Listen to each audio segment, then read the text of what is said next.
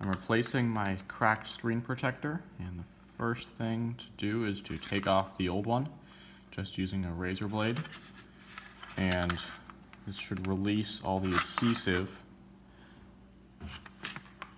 And once it's all been released, you should be able to start at a corner and sort of peel the thing off. Now we need to prep the screen by cleaning it, and we can put on our new screen protector.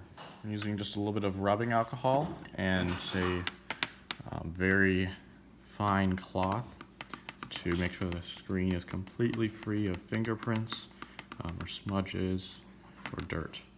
So wipe it clean and then dry it off, and then we'll also use a sticker to get rid of any other debris. This is just the bottom of a set of stamps.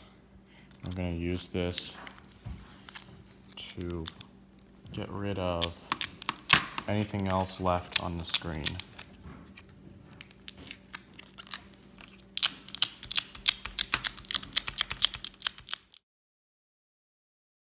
I'm going to lay it down, but just keep the tip of the knife here on the corner so that if it sticks where I don't want it to, then I can release it easier.